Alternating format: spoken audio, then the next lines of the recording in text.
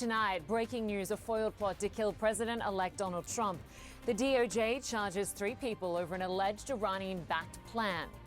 Plus, the Biden administration set to allow American military contractors to deploy to Ukraine. This as Hungary's president says it's obvious Ukraine faces military defeat.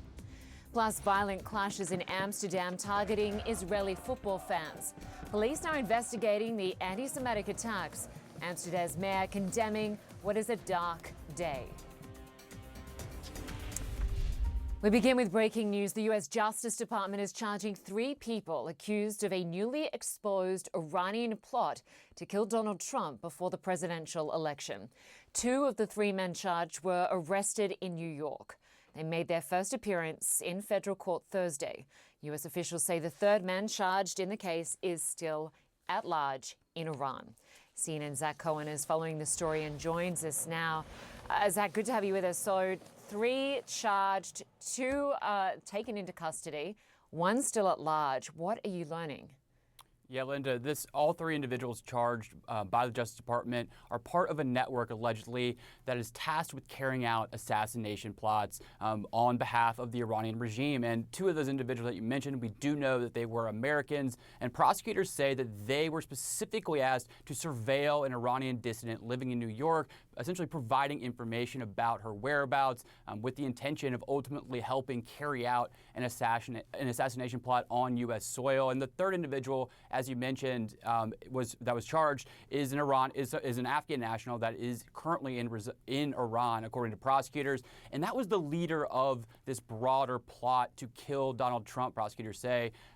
His name is Zachary, and prosecutors allege that he was the one who was tasked by the IRGC to come up with a plan to kill Donald Trump before the U.S. election. Now, the charging documents do lay out what Zachary told prosecutors during his interview with the FBI, and he says that he met with IRGC operatives in Iran, and they instructed him to come up with a plan on October 7th, or by October 7th, for killing Donald Trump, and it notes that they believe that Donald Trump was going to lose the U.S. election. And they said that if Zachary could not come up with a plan by October 7th, they would wait until after the U.S. election, anticipating that Donald Trump would ultimately lose and they could carry out a similar plot after the fact. But look, this speaks to the broader concern we've heard from U.S. officials for months now about Iran's intentions to carry out these politically targeted assassinations against not just people like Donald Trump and former members of his previous administration, but also any perceived political enemy in the U.S. and abroad.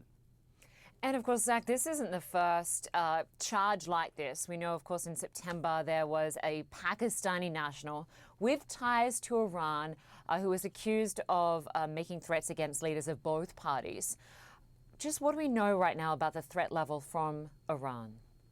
Well, as far as Donald Trump is concerned, we know for a fact that this intelligence that the U.S. government has obtained over the course of several months to a year about Iran's intentions to assassinate or try to assassinate Donald Trump, the threat level is very high. Specifically, the U.S. Secret Service, as we previously reported, had to ramp up its security around Donald Trump even before the first unrelated assassination attempt because of this intelligence about the Iranian threat. And U.S. officials are still very concerned about Iran's intentions to target the now president-elect, the man who will assume control of the U.S. government starting on January 20th. And this all can be traced back to the killing of Qasem Soleimani, the Iranian general, who Donald Trump is blamed by the Iranian regime and has vowed retaliation for, as well as against members of his previous administration.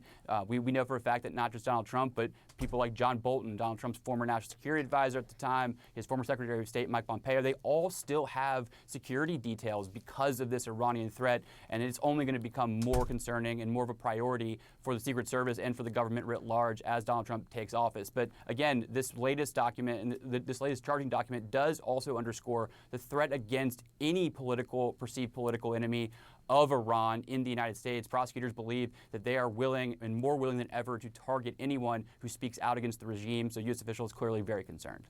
All right, a lot to stay across developing stories. Zachary Cohen, good to have you with us. Thank you.